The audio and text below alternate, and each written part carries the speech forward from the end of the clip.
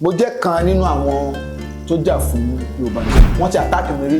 tí wọ́n assassin mi. Èmi ni mo fọ́pọ̀lọpọ̀ news ní Nàìjíríà ní information. Èyí ló wá tí wọ́n fọfẹ́sì wọlé wọ́n jálẹ̀kùn everything. Àwọn kan náà mú pàṣẹ wálé lòtọ́ ní Ìṣẹ́yìn.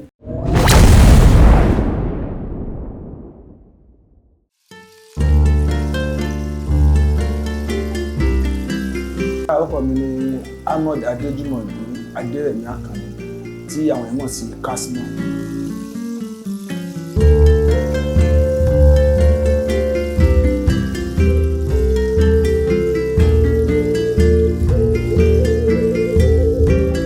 Bí mo ṣe bẹ̀rẹ̀ iṣẹ́ mídíà,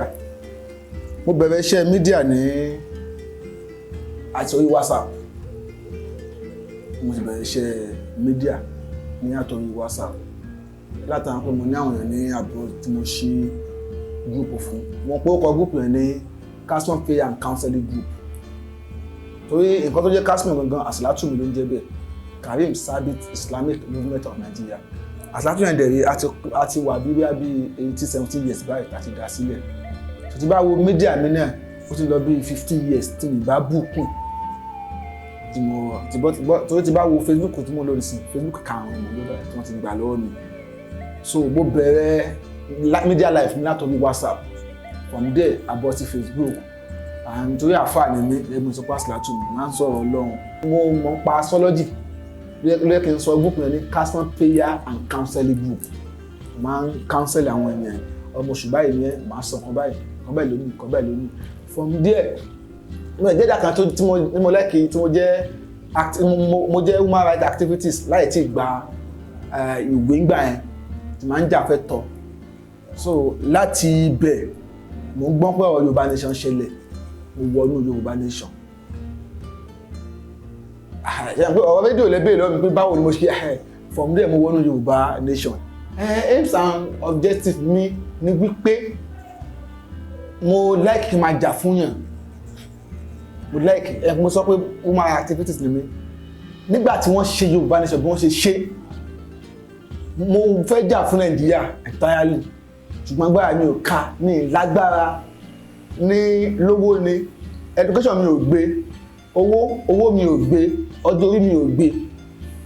Tí wọ́n dẹ̀ ṣe bọ́n ṣe yẹn ni mo ṣe dá sí pé tí n bá lè ran Nàìjíríà ọmọ Yorùbá lọ́wọ́, ó yẹ kí n lè ran ìlú mi lọ́wọ́. Ṣẹ̀dá pé tá a bá ń sọ Ìṣẹ́yìn dẹ̀ kéré sí Nàìjíríà. Get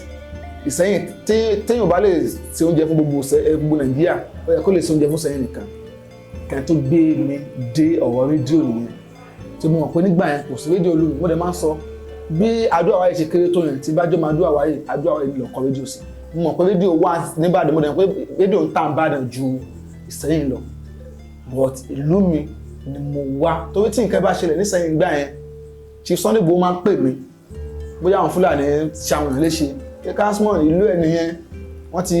Mo rántí pé ẹni tó ń lu ago ọba níṣẹ́yìn, àwọn Fúlàní ni wọ́n pa àbá yẹn. Láyé bàbá wa Jínẹsẹ̀. Wọ́n yìnbọn fún àbá yẹn níbi bàbá àdìbà yẹn. Wọ́n dé àwọn Fúlàní léṣe àwọn boys kan léṣe náà nígbà yẹn. Chief Sunday Igboo pè mí pé kí n lọ sí kéèsì yẹn. Mo dẹ̀ wá. Kódà aya nígbà yẹn kábíyèsí wa kọ́lọ́mbà fún kẹ́wọn asẹ́yìn tànẹ́ bàbá wa Jínẹsẹ̀. Ara wọn ò yá nígbà yẹn. Wọ́n á ṣe kéèsì yẹn. Wọ́n á láti gbé kéèsì yẹn kò ní sẹ́yìn. Àgbé kéèsì yẹn lọ Ìbàdàn. Nígbà tá a ti ń gbọ́ pé àwọn ọlọ́pàá máa ń ṣe bákan kìgbà kan, ó dà jẹ́ ká gbé kéèsì yẹn lọ Ìbàdàn tọ́lọ̀ fún wa ní kéèsì yẹn ṣe. Ibẹ̀ ni mo ti wá wípé kò sí rédíò ní sẹ́yìn. So ohun tó bí àwọn information mo wá wípé gbogbo nǹkan tó ṣẹlẹ̀ nígbà yẹn pé a wá sẹ́yìn aṣẹ́bí ti yẹn, àwọn tó wà ní mídíà nìkan gẹ́gẹ́ bẹ́ẹ̀ ń tẹ ní YouTube page yín. So tó bá ṣe ń tẹ bá jẹ́ mídíà báyìí tọ́lọ́run ní kẹ́ wà expose báyìí àtàwọn kankan tó wọ́n ní Facebook account ni wọ́n mọ̀ pé nǹkan ṣẹlẹ̀ ń sẹ́yìn. Ìdí nìyẹn tí wọ́n sọ pé kí la lè ṣe táwọn àwọn tí ó lóko fi lóko, rédíò máa gbé carry information ni mo ṣe rò pé kí n ṣe rédíò. Báwo ni rédíò ṣe wá ṣẹlẹ̀? Ni pé mo host birthday kan fún Chief Sunday Igboo ní last 3 years. Èmi ni mo host ẹ̀ tí mo pe àwọn èèyàn pé ẹni tó jẹ́ host gangan èmi ni. So mo pe ọ̀tún òsì. Birthday yẹn la ṣe kọ́lọ́mbà lọ èmi Chief Sunday Adeyemo Igboho bàbá dá mi kọ́lọ́mbà ti pa wọ́n fún wa báyìí. bẹ́ẹ̀ ni la ṣe ọ̀tọ̀ níbi tá a gbà lọ sí Ìgbò ọ̀nà Ṣakí nígbà tá à ń bọ̀ ọ̀nà kí n la gba alágalagba àbúrò mi wá ń sọ fún mi pé kí n wo alága rédíò pé rédíò tí ẹ̀kan gbé wá sẹ́yìn tí wọ́n gbé lọ sí alága wọn rédíò tí ẹ̀kan gbé wá sẹ́yìn kẹ́ ṣé wọn ní rédíò sẹ́yìn ní kò sí rédíò sẹ́yìn mo lágbó ọlọ́run àdá rédíò sẹ́yìn bí a jẹ́ pé kìíní ẹ̀ máa wúlò sẹ́yìn nìyẹn bí ọ̀rọ̀ rédíò ṣe bẹ̀rẹ̀ ní sẹ́yìn nìyẹn. ẹ ṣeun ìdáhùn mi rèé mo jẹ́ kan nínú àwọn tó jà fún Yorùbá Nation kódà mo lè sọ ẹnu mi gbà pé tó bá ń ka àwọn tó jẹ́ Yorùbá Nation struggler tí wọ́n bá ti ìdáwọ́kọ̀ mi ó kùn ìtàn yẹn ò tí ì pè mo lè sọ bẹ́ẹ̀ torí náà tó jẹ́ home based media lèmi náà wà tí mo dẹ̀ wọlé tí mo jáde ohun tó gbé débẹ̀ ni pé mo lẹ́kìkì máa jà fẹ́tọ̀ ọmọ ènìyàn wọ́n á nìyẹn ìdojúkọ tí mo dẹ̀ rí níbi Yorùbá Nation àbí ni wípé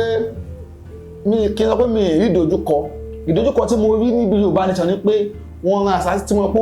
mo rí tí gbogbo èèyàn lé tí wọ́n mọ̀ tí bá sọ́dọ̀ sí àwọn èèyàn máa tẹ́ bá lọ tẹ Kasmon Media was attacked tẹ́ bá lọ tẹ ní gọ́ọ̀gù ó máa gbé wá pípa gbé kò sí nǹkan tí ó gbé ní ìgbà yẹn pé wọ́n ti attack mi rí tí wọ́n assassin sí mi so tí ó dẹ̀ pọ̀ tí wọ́n ṣe àbúrò mi kan léṣe tó jájá sí mi tí wọ́n ṣe léṣe gan ní ìgbà yẹn tí wàhálà yẹn pọ̀ ṣùgbọ́n ẹ̀yìn kú tí ò bá ní pààyàn kò ní pààyàn so mo escape fún sin yẹn so nǹkan tí mo sọ pé ó jẹ́ challenge kan tó lágbára gan tó dẹ̀ fi mí mo dẹ̀ láwọn tó ṣe léṣe nínú struggle yìí náà nínú Yorùbá Nation mọ́tò mi ti nọ́ọ̀kì odidi ẹ́ńjìn mọ́tò mi nọ́ọ̀kì wọ́n pè yàn kan ní ọ̀lẹ́ mi ti bá rántí àwọn tó bá wo kíní máa rántí a lọ sí nígbà tó mo ṣe Sunday Igboho ní Kútọ́nù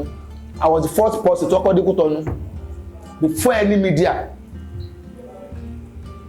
mo dé Kútọ́nù ní ìtúnu àwẹ̀kún ọ̀la tó jẹ́ ọjọ́ birthday ìyàwó mi lè gbàgbé tí mo 8 wọn ni wọ́n pé wọ́n ẹ̀ tó fún pé náà ń jó lórí omi kí ní kọ́ lọ kó ìwé wà máa ní kọ́ níṣẹ́ lórí omi yẹn ni àwọn mo ti Sunday Igboho wọ́n dé lẹ́sẹ̀ wọ́n dé lọ ara mi ò gbá mo sì gbéra ní ó dọ̀nà Kútọ́nù ní àtìlẹ́yìn Tẹ́ni Ọmọlógo tí mi kì í gbàgbé olórí ní support mo ti pé mo dé bọ́dà Kútọ́nù Tẹ́ni Ọmọlógo pè mí mo ní gbèsè báyìí mo fẹ́ gbé ó dẹ̀ sẹ́ni 50,000 sí mi tó túnmọ̀ sí pé mi ìgbà owó tí mo fi gbéra kó ní ló bọ́dọ̀ fún mi lówó gbogbo àti mo dé ọ̀tún Tẹ́ni gbogbo ìwọ yìí stubborn ẹ̀ ó tún lẹ́mi o Tẹ́ni sẹ́ni 50,000 sí mi so lè kọ́ pé láti lẹ́yìn tí wọ́n tó bá ṣe ń lórí ẹ̀ka so mo dẹ̀ débẹ̀ àwọn ọ̀pọ̀lọpọ̀ newspaper tí mo lè dárúkọ àtàwọn gbajúgbajà kí wọ́n ní information mi wọ́n connect mi èmi ni mo fọ́pọ̀lọpọ̀ news ní Nàìjíríà ní information wọ́n bá lọ ṣẹlẹ̀ irọ́ ni o mo rí Chief Sunday Igboho ọjọ́ kejì tó ń jẹun kò pẹ́ àwọn èèyàn kan náà dé bí àwọn bá kú àwọn èèyàn dé apá àwọn èèyàn lọ́hùn-ún so ibẹ̀ ni mo lè sọ pé bí àwọn òkè mi ti kàn jù wọ́n sọ pé níbi tí tọ́lọ́run ti fẹ́ gbé òkè mi tó àti mo ti wà ní ṣọ́ọ̀gùn yẹn ti pẹ́ nǹkan tí mo ṣe tó jẹ́ káwọn èèyàn wá mọ̀ mí dáadáa nìyẹn mo máa fáwọn èèyàn information tí bá ṣe kí nígbà yẹn 5,000 lè máa wù mí tí àwọn èèyàn mọ̀ pé nǹkan ti bá sọ torí mo wà ń bẹ̀ so ìyẹn ìgbà tí adẹ̀kùn ń bẹ̀ ojú mi ni wọ́n ṣe release ìyàwó wọn gbogbo kọ́ọ̀tù yẹn bí ẹ̀rìn yẹn ṣe lọ ni mo monitor ti Sunday ìgbà tó máa kọ́ release ìyàwó wọn I was there ìgbà táwọn news kan tí wọ́n àwọn onígbé ìròyìn kan tí wọ́n ṣe fídíò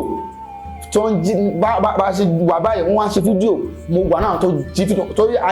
aláwọn tó connect wà ní abroad tẹ́ pé nǹkan táwọn òbí wọ́n rí sọ̀rọ̀ àndì sí ẹ̀ wọ́n sọ fún wa pé Kasmon àwọn kan ti ń ṣe láì fún yín báyìí táwọn àgbẹ̀ta wà mẹ́rin mọ̀ wà láìtàlẹ́gbà tí fídíò yìí bá dẹ́dọ̀ ọmọbìnrin wọn máa jẹ́rìí sí kan tí mo sọ yìí káwọn kan ṣe fídíò yìí báyìí gbà fídíò wa kẹ̀ ó yá ẹgbà líkì yára ẹ̀rí líkì yára ẹ̀rí ọ̀rá lóòótọ́ àwọn àwọn ẹni tó ń ṣe fídíò àrí apàdà rẹ̀ nìyẹn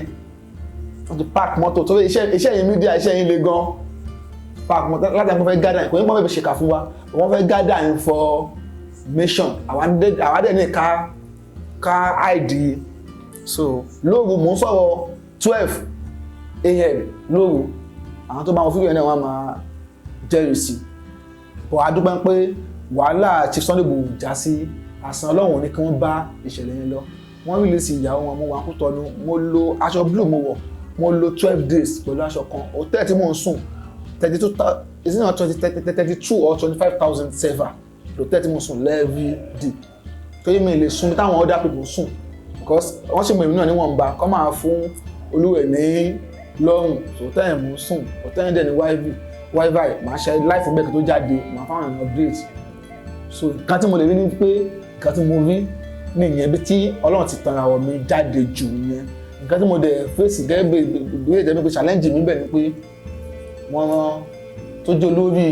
challenge fún mi àbúrò mi náà kan náà ti kán ní ẹsẹ̀ mi táwọn Yorùbá Nation dìde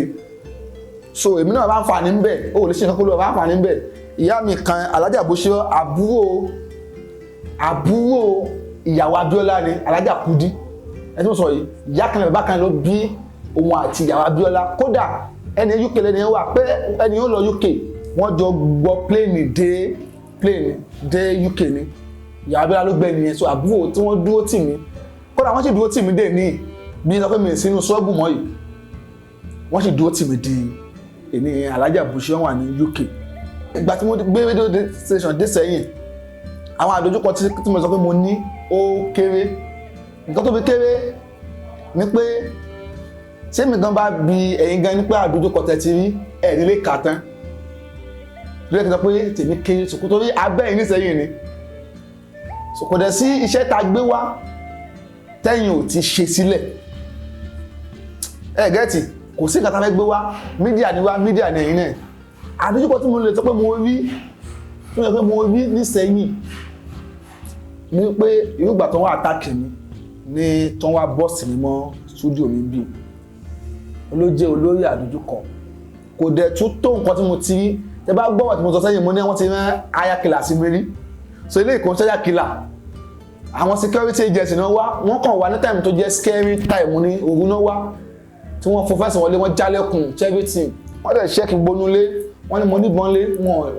lé wọn ò bá bọn wọ́n mú kinní kan wá detective ni wọ́n máa fi kinní detective tó bá tán kinní sábà bíi tí bọ́ bá wà bẹ́ẹ̀ kinní máa signify gbogbo ẹ̀ ni wọ́n mú wá wọn rí ìdólè tí wọ́n rí gẹ́gẹ́ bí iṣẹ́ tí mo ní tẹ́lẹ̀ wọ́n rí lẹ́tà tí mo kọ sí Akeem Odumosun former CP Lagos State wọ́n rí lẹ́tà tí mo kọ sí ọba kan náà ọba Èkó ọba Ọmọgbọ́láhàn àbẹ̀kẹ̀bí Ọmọgbọ́láhàn kí lè ló fa lẹ́tà yẹn nígbà tó wọ́n mú Chief Sunday Igboo gbogbo nǹkan tí bá ṣe mo máa ń jẹ́ kó wà legal ní ìṣe nǹkan illegal nígbà tá a fẹ́ ṣe protest nígbà yẹn mo ṣe aṣọ kan wọ́n tẹ́bá aṣọ yẹn wà ń ta gan wọ́n kọ aṣọ yẹn ní #free Igboho èmi ni mo ṣe #free Igboho èmi ni mo ṣe aṣọ yẹn mo ní gbogbo ìgbà tí wọ́n mú Chief Sunday Igboo yẹn mi ì ṣe rally kankan mi ì dẹ̀ ṣe sọ Yorùbá Nation gbogbo rally tí mo ń host nígbà yẹn wọ́n kápẹ́ ní protest ó dá lórí free Chief Sunday Igboo gbogbo nǹkan tí mo ṣe ní time yẹn nìyẹn free Igboho yìí ẹni tó tí support ẹ wà ń bẹ̀ ni ọmọ bọ̀tá ó ti ṣàlàyé síbẹ̀ kọ́ ló ń bá Àfọ̀nkẹ́ so mo kọ lẹ́tà sí Akeem Odumosun as a CP mo kọ lẹ́tà láàkọ́ wọ́n fi jẹ́ tiẹ̀ tó nígbà tí a kọ lẹ́tà yẹn gan mo seek advice lọ́yà Jẹ́ngbèsè tó jẹ́ lọ́yà Chief Sunday Igboo torí àwa gbà proof lọ́wọ́ police station ni kẹ́lẹ́ náà tún jẹ́ kọ́ fáwọn àtàwọn òwà lọ́yà ló wá sọ pé èèyàn kì í gba àṣẹ lọ́wọ́ ọlọ́pàá pé èèyàn fẹ́ ṣe rally èèyàn máa ń notice ọlọ́pàá ni torí lábẹ́ òfin gbogbo ala lẹ́tọ̀ àti protest kò ń ṣe ọlọ́pàá ló máa ṣẹ́wọ̀n mi ẹyin kò ń ṣe ọlọ́pàá ló máa sọ pé ẹ ṣe so tẹ bá wá sọ pé ẹ fẹ́ gbà àṣẹ lọ́wọ́ ọlọ́pàá tẹ bá ṣe kí ni tó padà yíwọ́ ọlọ́pàá máa padà rí ẹ̀sùn kà sí lẹ́sẹ̀ pé gbàtẹ́lẹ́ fẹ́ gbà àṣẹ ṣáà proof ẹ̀ mo láti reverse lẹ́tà yẹn pé notice ni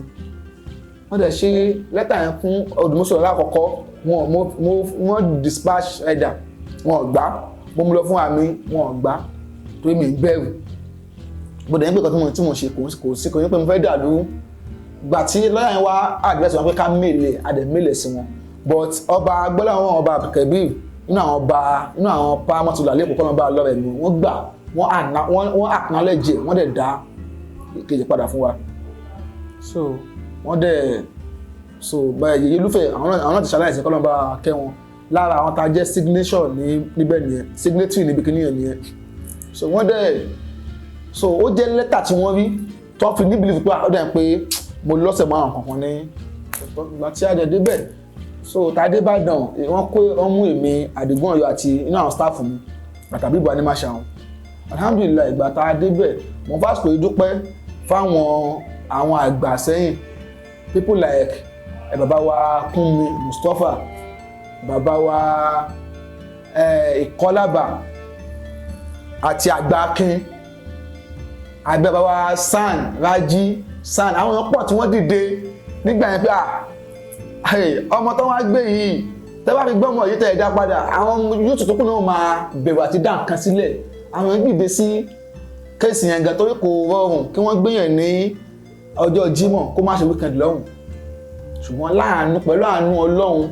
tí mo rí kódà àwọn tọ́jọ́ kó wa ní mọ́tò gbà tí wọ́n ń lọ èmi mò ń ṣe báyìí fáwọn tọ́jọ́ kó wa pé kọ́ fún wọn bọ́dà kí mo gbójú mú ní ikú kò ní pàgbà ká má bá ojú ẹ mo ti ní pàwọn ènìyàn KS tójú wíńdò inú ọ́fíìsì yìí náà ni mo wà ń gbà yẹn tọ́jọ́ ojú wíńdò pé tọ́nà sí àwọn lójú àwọn KS náà aṣọ black lè wọ̀ bọ̀ mo rí KS níbẹ̀ bó ṣe wọ́n ṣe ìjẹyàn kan gbé ní sẹ́yìn gbà yẹn tí gbogbo àná ẹ̀mọ̀ ẹ̀yàn kan tó ń ta fóònù fún kọ́bẹ̀ ní láṣìírí so ìkìtì kan sẹ́yìn gbà wọ́n ti jí Kasmon gbé pẹ̀lú ìmọ̀ lọ́wọ́ àwọn tí mo sọ yẹn mo dé ní aago mẹ́rìnlá aago mẹ́rin ọjọ́ yẹn wọ́n rí ìsinmi aago mẹ́rin so commissioner bá mi sọ̀rọ̀ wọ́n bá mi sọ àwọn kan tí ò ṣe sọ ní ìta pé kí wọ́n tún àdírẹ́sì mi nípa ìlú tí mo wà ní ọjọ́ sọ pé Richard fẹ́ pé àwọn kan náà mú pàṣẹ wálẹ̀ lóòótọ́ ní Ìsẹ́yìn ṣùgbọ́n àwọn kan ni wọ́n gbà wálẹ̀ so àwọn tó wọ́n gbà wálẹ̀ yẹn lámà wá dúpẹ́ fún ànábì wa Yusuf ìgbà tí wọ́n sọ́kànga ó ṣe everything ìgbà tí ó máa padà sọ̀rọ̀ ó lóun ṣàdúpẹ́ so àwọn tí wọ́n tọ́nà lò fún wa tó ń gbà wálẹ̀ yẹn lámà dúpẹ́ fún bàbá wa San bàbá wa Kúnmi Mustapha bàbá wa Ìkọlábà tó àwọn Ìkọlábà ni wọ́n wà gẹ́gẹ́ bí ọba ní ìgbà yẹn àti ní ọba wa kábíyèsí Adéyọ̀ tuntun wọn ti dì ní ìgbà yẹn so mo ti face a lot nínú Ìsẹ́yìn tí mo dẹ̀ ti face nǹkan tó jù lọ lẹ́kọ̀ọ́ so kò jẹ́ kí n wà panic mo mọ̀ pé màá dẹ̀ tó face ilé ètò jùlọ ṣùgbọ́n lóhun máa gbé wa jẹ̀rí tó gẹ́gẹ́ bí òwe èèyàn gbẹ̀lẹ̀gbà ń pa ẹni tó máa ga ẹsẹ̀ máa tínrín so bọ́ọ̀lù ṣe ṣe nǹkan tó mo face Ìsẹ́yìn nìyẹn nǹkan tó ṣe ni pé Yorùbá Nation máa work mo lè fi Quran búra wà láyò máa work nǹkan tó máa work lélẹ̀ ó lè má jẹ ìgbà tiwa nǹkan tó mọ̀ ní pé ó pẹ́ ó yá Nàìjíríà máa pín nǹkan tó máa fi pín pọ̀ àkọ́ ní pé à ń pọ̀ sí ni ayé náà ń pọ̀ fún ẹ̀ ni UK ló kọ́kọ́ wà UK òun ló ya fún Amẹ́ríkà lára UK nísìnyí Finland ti ya Ireland ti ya Finland Ireland Wales ó ya lára UK kò sí nǹkan tí wọ́n fi ya ní pé kò ní pé yà ń jẹ wọ́n but wọ́n ti pọ̀ jù ṣe àwọn pé president ìdẹ̀rẹ̀ ó ní ojú ibi tí president lè kà bó dẹ̀ ń fẹ́ àsìkò sọ fún ẹ̀yẹ̀mọ̀ Nàìjíríà ni pé Nàìjíríà ò darí that's what people don't know máa pé Nàìjíríà ti ìgbà kan darí wà lẹ́tẹ̀lẹ̀ Nàìjíríà ò darí àtìgbà tí Nàìjíríà ti ń jẹ́ Nàìjíríà ò gbádùn yìí táìmù tí Nàìjíríà da Nàìjíríà ò tí máa jẹ́ Nàìjíríà regional government ni wọ́n ń lò nígbà yẹn ìgbà ni wọ́n lo prime minister bàbá wa Awólọ́wọ̀ ó wà nílẹ̀ Yorùbá nígbà prime minister ní Nàìjíríà da prime minister yẹn làwọn Afẹ́nifẹ́re náà ni wọ́n ń lọ́bì fún báyìí nísìnyí pé tí wọ́n bá jẹ́ fún wa ní Yorùbá Nation kí wọ́n fún wa ní regional government tó ń pé ní Ọ̀yọ́ state bí ohun tí ilẹ̀ Yorùbá bá ṣe ilẹ̀ Yorùbá máa jẹ ohun tí Yíbò bá ṣe ilẹ̀ Yíbò bá ṣe ni wọ́n á jẹ ohun tí Hausa bá ṣe so figurehead kan ní president máa jẹ́ l'Abuja ṣé Yorùbá mi yẹ yín president kan máa l'Abuja as figurehead so àwọn tó bá jẹ́ prime minister yẹn wọ́n máa lọ fún president ní abọ́n pé ìlú wa o so nípa pé ṣé Nàìjíríà ṣe máa pín Nàìjíríà máa pín ṣùgbọ́n ó lè jẹ́ ojú wa ó lè má jẹ́ ojú wa àwọn akọ́lá akọ́ máa glamour fún Yorùbá Nation nínú àwọn ìkan tá a rí ká gbọ́ ni pé bàbá wa Bọ́lá Ìgè àwọn náà ti glamour fún Yorùbá Nation kí ṣe Sunday Igboho náà tó dìde fún ṣùgbọ́n yóò máa wà nínú tàn pé àá náà jà fún bọ́ Yorùbá Nation máa wáyé nípa ilé tó dẹ̀ ṣẹlẹ̀ ní Ìbàdàn láìpẹ́ ìyá àbí tí wọ́n lọ attack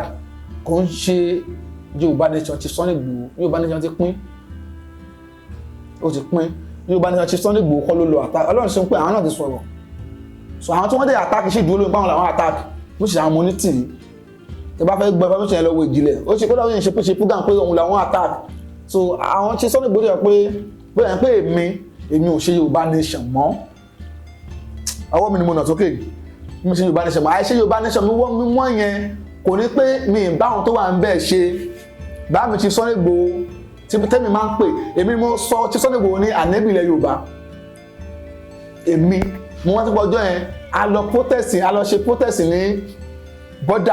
bọ́dà Kútọ́nù èmi mo gba ànẹ́bì ilẹ̀ Yorùbá ilé tó gbogbo ìrìn ló lànẹ́bì tiwọn so mo sì ń pè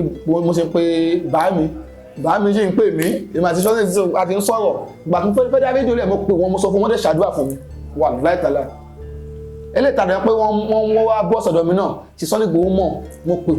wọ́n sọ̀rọ̀ nípa ẹ̀ nígbà tí ìṣẹ̀lẹ̀ kan náà ṣẹlẹ̀ kò sí kan tó ṣẹlẹ̀ tí mi torí one of my role model ni mo jẹ́ àfà kò ní pé àfà nìkan ní mo ní role model ó jẹ́ pásọ̀ sọ pé pásọ̀ nìkan ló mú ní role model ẹni tó torí human rights activities ní Ìgbòho Fúlàní lè dá lọ́nà ó tó jà rẹ̀ gbé so ilé tó ń ṣe wọ́n ń jà fáwọn ọmọ Yorùbá ni so èèyàn kan wà lè dá mi lákẹ́ pé ó gbọ́dọ̀ sọ nípa Chief Sunday Igboo kò possible mo lè má sọ nípa Yoruba Nation kódà èèyàn kò lè dá mi lọ́wọ́ pé kí n má sọ nípa Yoruba Nation tó mo jáde gbà èèyàn tẹ́ ẹ̀ ń ṣe kíní kan ìgbà tí Chief Sunday Igboo wálé nígbà tó wá ṣòkòyà hàn tí nǹkan kan ṣẹlẹ̀ mo pè wọ́n sákèsí pé ẹ tún máa kó ọ̀gá tiwa sí wàhálà pé Chief Sunday Igboo tún fún àwọn Fúlàní ní ọjọ́ 7 mo dẹ̀ pọ̀ wọ́n sákèsí nígbà àwọn tó bí mi bú mi torí wọn táwa rí ọ̀pọ̀lọpọ̀ orí wà láìtàlẹ̀ ní ṣọ́ọ̀bù yìí tó mi ń ṣe lọ́ọ̀kan àwọn tó bá fi ṣọ́ọ̀bù lẹ̀ nígbà tí táwa fi ṣọ́ọ̀bù lẹ̀ tí èmi omíyalé sugar boy táìmù tá a fi ṣọ́ọ̀bù lẹ̀ àwọn ni wọ́n fi ṣọ́ọ̀bù lẹ̀ nígbà tó níyìn torí àti ní nǹkan táwọn èèyàn rí ẹ wo bọ́dẹ̀ ọmọ bọ̀tánìsì ó parí tí ó dẹ̀ dùnmọ́ wá nú láàkán tá a rí nìyẹn pé kíní yìí ó ti bend àwọn alábọ̀dé ti wọ̀ nínú but àdè lágbára sún pé ká fà sẹ́yìn lọ olóṣèlú kò ń gbowó fún mi rí o súnmọ́ mi lẹ́lẹ̀ sílẹ̀ ilẹ̀ wà táwọn èèyàn sọ pé bí olóṣèlú ó dẹ̀ fún mi lórí pé kí n ṣiṣẹ́ fún kí n ṣe ìgbésí Yorùbá Nation kò ṣẹlẹ̀ rí radio station rí olóṣèlú bá wá ń gbowó wọn kò lówó bẹ́ẹ̀ ni tí òṣèlú náà wá ń wà ń gbowó mi ń ṣe fún olóṣèlú kankan mi ń ṣe PDP mi ń ṣe APC mi ń ṣe pátì kankan nígbà tí wọ́n ṣe ìdìbò pẹ̀ǹkẹ̀lẹ̀ mẹ́sì wá ṣèyí lò wá kíní wá tẹ̀sí pátì mẹ́ta nìyẹn tó ń rìn ní ọ̀rọ̀ sí mi ń ṣe òṣèlú mi ò lè gbà lọ́wọ́ olóṣèlú ohun tí mo dẹ̀ kó jọ Yorùbá Nation kọ́ ni nǹkan tí mo kó jọ Ọlọ́run ti ṣàánú mi Yorùbá Nation náà tún fẹ́ gbà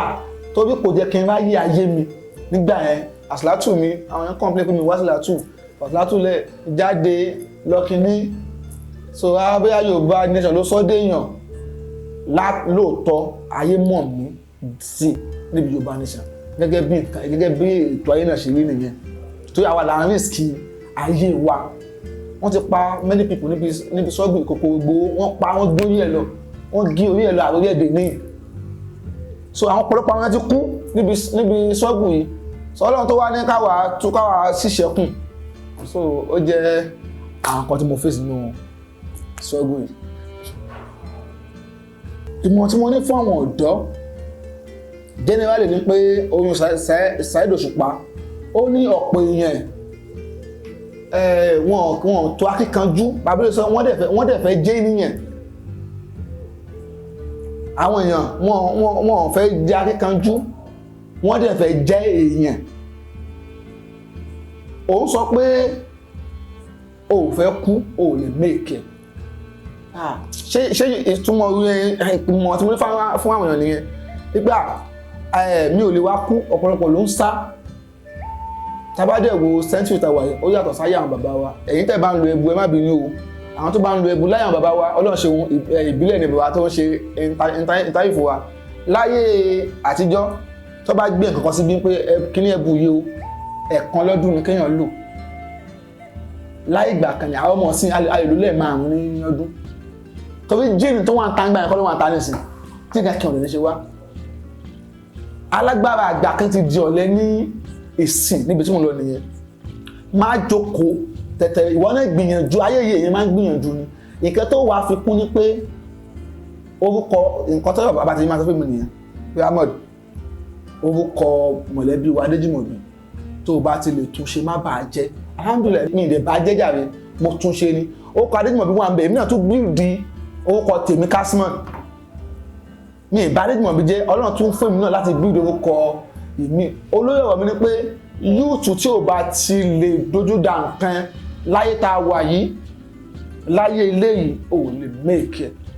ọ̀lẹ ò kí méèkì ẹ̀ ìmọ̀ fáwọn yúùtù yẹn lábẹ́ méèkì ẹ̀ wá dúró pé òyìnbó kan mí ní kó lọ jálé o ṣùgbọ́n ọ̀pọ̀lọpọ̀ ló risk nǹkan ẹ̀yin lẹ jáde ní ìsìn ṣe pé risk ní risk ẹ take bike ẹ gbọ́ mọ́tò ẹ fi débi àwọn ọ̀dọ́ òsì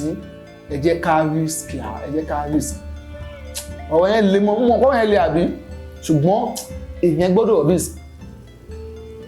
ó jẹ́ ìmọ̀ràn mi fáwọn ọ̀dọ́ kò tí ọ̀dọ́ sẹ́yìn o fún ọ̀dọ́ generally ó kọ́ mi ní Ahmed Adéjùmọ̀bí Adérẹ̀mí ṣùgbọ́n gbà tá a ṣe wọ́n yẹ anniversary wa wọ́n fún mi ní Amos ní church wọ́n dẹ̀ fún mi ní Awógbémilékè ní ilé ìṣẹ̀ṣe àbí